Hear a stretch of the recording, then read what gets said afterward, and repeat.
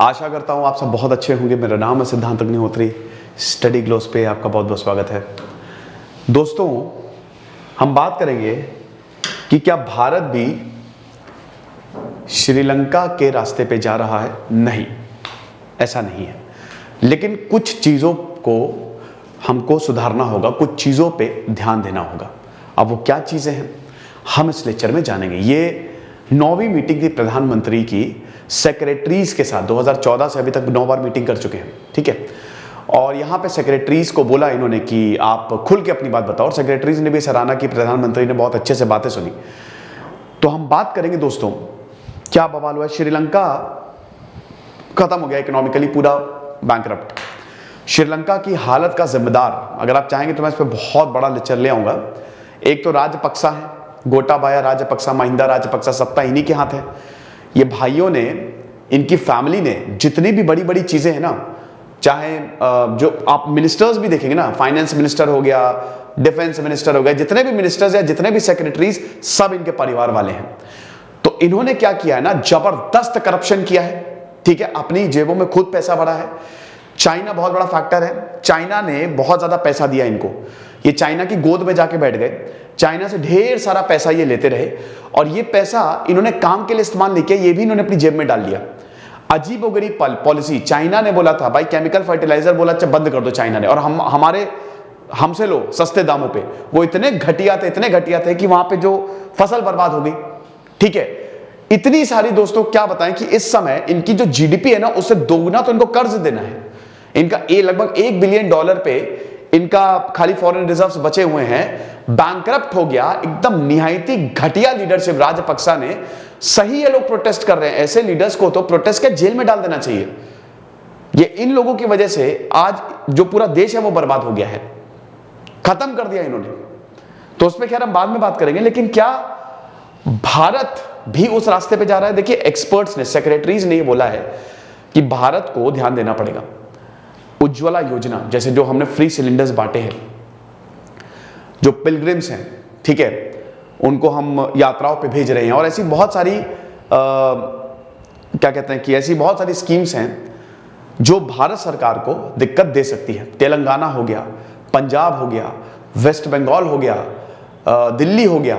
यहां पे इस रिपोर्ट में बताया गया है कि ये राज्य ऐसे हैं, आंध्र प्रदेश हो गया, कि ये राज्य ऐसे अगर ये सेंटर का पार्ट नहीं होते तो समझ लीजिए कि अभी तक बिक चुके होते, गरीब हो गए होते। ये तक बोल दिया है यहां पे कि तो यूनियन का पार्ट है इसलिए बचे हुए हैं, क्योंकि यूनियन सपोर्ट करता है। तो ये इतनी चौंकाने वाली चीजें बात ये यहां पे बताया गया है। फिलहाल आप ये देख सकते हैं कि श्रीलंका, आप देखिए कि यहां पे कितनी बुरी हालत हो गई श्रीलंका की। ये प्राइजेस जो है ना, आप देख रहे हो नीले में, ये राइज ही हो रहे हैं। और अभी वहां पे जो एक पैकेट दूध है उसकी कीमत 180 रुपए के करीब है। तो बहुत ज्यादा महंगाई बढ़ गई है। अब देखिए, श्रीलंका की इस हालात पे पूरी दुनिया हिल गई। मतलब जायजा तो सभी ने लिया, आईएमएफ, भारत, सब मदद करेंगे। भारत से अब जाके मदद मांगी इन्होंने। लीडरशिप चेंज होनी चाहिए भाई, लीडरशिप चेंज होनी चाहिए। आपको पता है ना, राजपक्से जो है, ये महिंदा राजपक्सा जो है, गोटाबाया राजपक्सा तो अभी प्रेसिडेंट है, ये जो इनकी फैमिली है, इन पे ह्यूमन राइट्स वायलेशन के बहुत चार्जेस हैं। जब श्रीलंका में सिविल वॉर हुआ तो कितने तमिलियंस को इन्होंने बम से उड़ा दिया था, बहुत। कभी उसकी जांच आज तक हुई नहीं है। संविधान में बदलाव करके अपने परिवार वालों को ही लाते रहे हैं कि अच्छा मेरा भतीजा ये हो गया, मेरा भांजा ये हो गया, ऐसे। और समझ लीजिए कि इनके जो फैमिली मेंबर्स हैं ना, दे आर मोस्ट अनफेवरेबल, मतलब इनको कोई नहीं पसंद करता है, उसके बावजूद सत्ता में है ये। अब पॉलिटिशियंस ने भी आरोप लगाया। राहुल गांधी ने बोला कि कुछ साल रुक जाओ, भारत की भी हालत श्रीलंका जैसी हो जाएगी। संजय राउत ने बोला है कि भाई ये जो पॉलिटिकल पार्टीज हैं, मतलब जितनी भी पॉलिटिकल पार्टीज है, उन्होंने कंसर्न्स किए। और शिवसेना के एमपी संजय राउत ने भी बोला है कि श्रीलंका की जो सिचुएशन है वो बहुत ही ज्यादा चिंताजनक है। भारत भी उसी रास्ते पे है और हमको इसको बहुत ही ध्यान से, बहुत ही अच्छे से हैंडल करना पड़ेगा।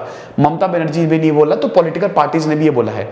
देखिए, ये बिल्कुल ये चीजें हैं, लेकिन क्या भारत, मैं अपना भी वर्डिक्ट दूंगा और मैं बताऊंगा कि क्या वाकई में ऐसा होगा, वो लास्ट में बताऊंगा। तो पूरा लेक्चर देखिएगा, लेकिन उससे पहले आपको एक चीज करनी है। आपने कुकू एफएम का नाम सुना है? भारत की ये one of the most loved app है, 4.5+ रेटिंग्स हैं, मेड इन इंडिया ऐप है। सबसे बड़ी बात यह कि जब आप किताब खरीदने जाते हैं तो बहुत महंगी मिलती है। अभी मैं बहुत सारी किताबें लेके आया तो 2000, 3000, 4000 की वो किताबें मिली मुझे, लेकिन इनका आप सब्सक्रिप्शन ले सकते हैं। ये भारत का लार्जेस्ट ऑडियो बुक प्लेटफॉर्म है जहां पे 1000+ घंटे का कंटेंट है। ढेरों ऑडियो बुक और बुक समरीज आपको सुनने को मिलेंगी, यानी कि आपका खर्चा बच गया। कैसे?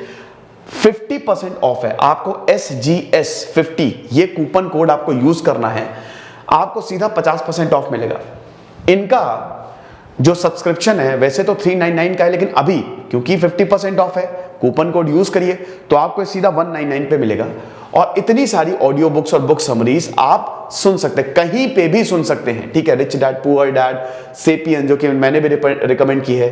तो बहुत ही शानदार मौका है आपके पास। डिस्क्रिप्शन और कमेंट बॉक्स में लिंक दिया है, और जैसे ही आप उस लिंक को क्लिक करेंगे तुरंत आप रीडायरेक्ट हो जाएंगे। आपको डाउनलोड करिए, ज्ञानी बनिए। भाई गर्मी बहुत ज्यादा है, लेकिन जब आप ज्ञानी बनेंगे तो क्या गर्मी क्या सर्दी सब न्यूट्रलाइज हो जाता है। ठीक है, तो इसीलिए इस ऐप को जरूर डाउनलोड करें और सब्सक्रिप्शन लें और फिर फायदा उठाएं। 1000+ घंटे का कंटेंट है। अब उसके बाद ये मैराथन मीटिंग हुई थी प्रधानमंत्री नरेंद्र मोदी की सीनियर ब्यूरोक्रेट्स के साथ। तो अब जो ये थे तो उन्होंने ये बोला कि भाई देखिए, इसमें कुछ पॉइंट्स बड़े गौर करने वाले हैं कि जो पॉपुलिस्ट स्कीम है कुछ स्टेट्स ने जो दी हैं, देखिए ये इस पे तो है, लोगों को खुश करने के लिए हम बहक जाते हैं, हमको चाहिए सत्ता। जब आप बीमार होते तो आपको इंजेक्शन लगाया जाता है, वो दर्द देता है, दर्द होता है, लेकिन वही इंजेक्शन आपको ठीक करेगा, है ना? नहीं तो आप बीमारी में चाट पकौड़ा समोसा खा लीजिए, बहुत बढ़िया होता है, लेकिन वो आपको नुकसान पहुंचाएगा। कड़वी दवाई हमको लेनी पड़ती है। लेकिन क्या होता है ना कि कई पॉलिटिकल पार्टीज इंक्लूडिंग बीजेपी भी इसमें है, सबसे आगे वही है, कांग्रेस, आम आदमी पार्टी, ये सब है। ये सब क्या करते हैं ना कि ये लोग लोगों को खुश करने के लिए फ्री फ्री फ्री फ्री ये होता है। बिजली माफ हो जाएगी, किसानों का कर्ज माफ हो जाएगा। अरे क्या बात कर रहे हो यार, कर्ज माफ कर रहे हो, बैंक पे प्रेशर पड़ेगा, बैंक अपने रेट से बढ़ाएगा, अल्टीमेटली इन्फ्लेशन ओवरऑल बढ़ेगा, दिक्कत होगी।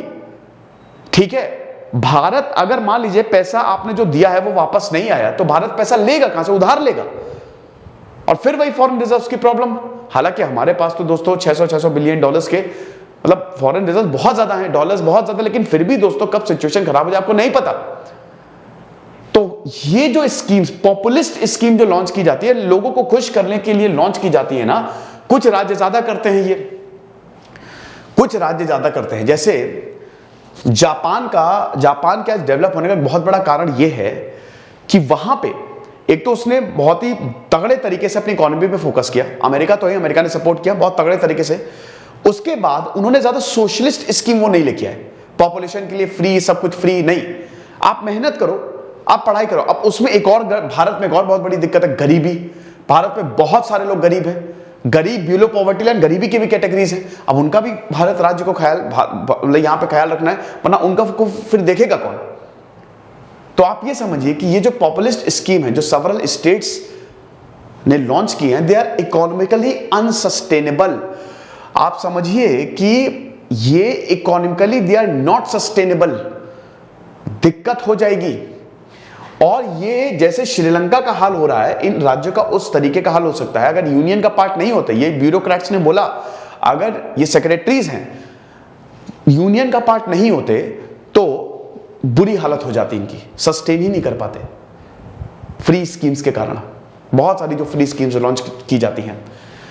पीएम मोदी ने ये 4 घंटे की मीटिंग की, और ये 7 लोग कल्याण मार्ग पे हुई, और 9वीं इस तरीके की रिव्यू मीटिंग थी। भाई जैसे श्रीलंका में ये हालत हुई तुरंत सबको बुलाया, और यहां पे सेक्रेटरी से बोला पीएम मोदी ने कि भाई आपको जो करना है करो, आप इनोवेटिव मेथड्स लेके आओ। गरीबी का कोई वो नहीं कि गरीबों के लिए नहीं, आपको जो लगता है, आपको जो सही लगता है वो करो।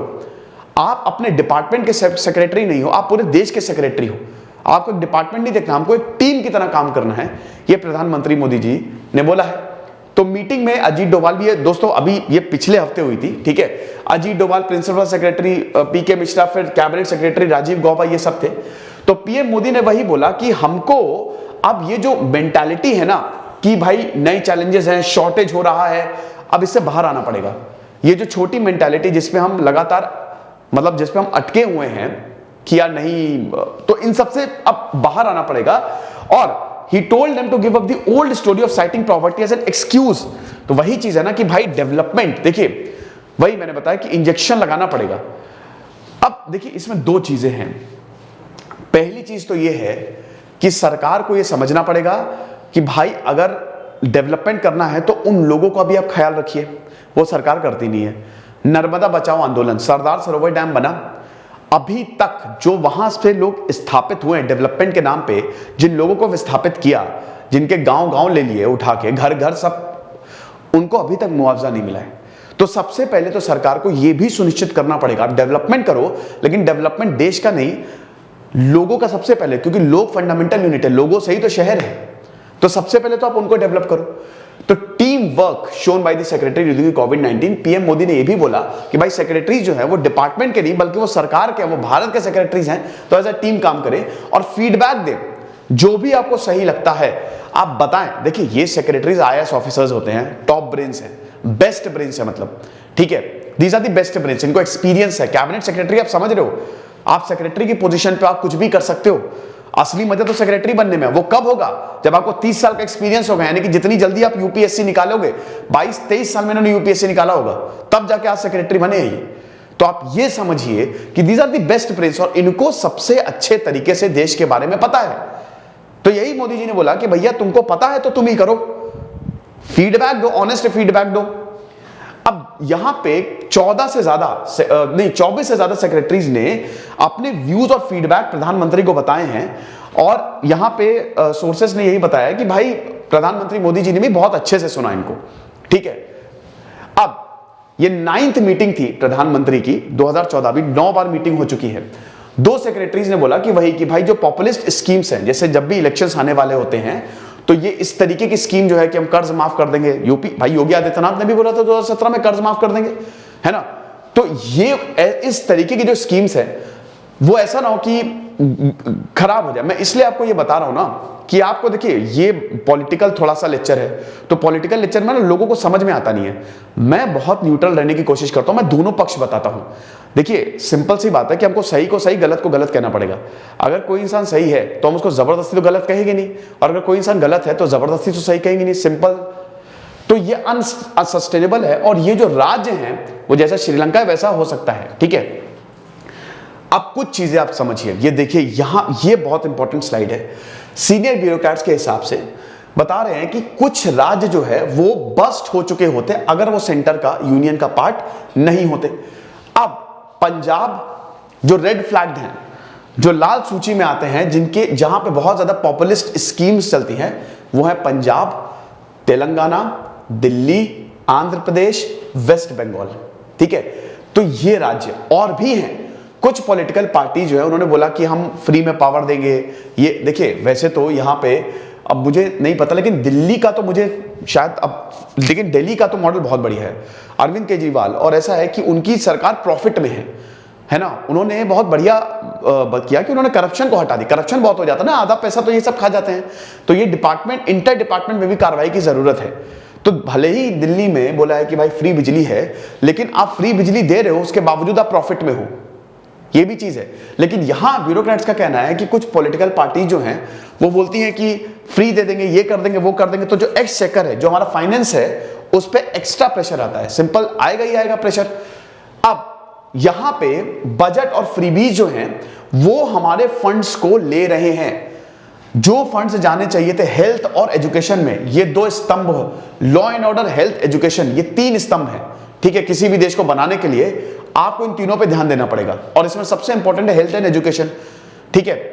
इसमें एजुकेशन 1 पे, हेल्थ 2 पे, और आपका 3rd पे ये आपका लॉ एंड ऑर्डर है।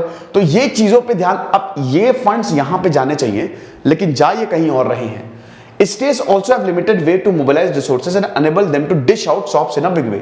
Their only source of revenue being share of the central tax and GST. देखिए राज्य वही है ना कि या तो राज्यों के पास इतना पैसा आ रहा हो।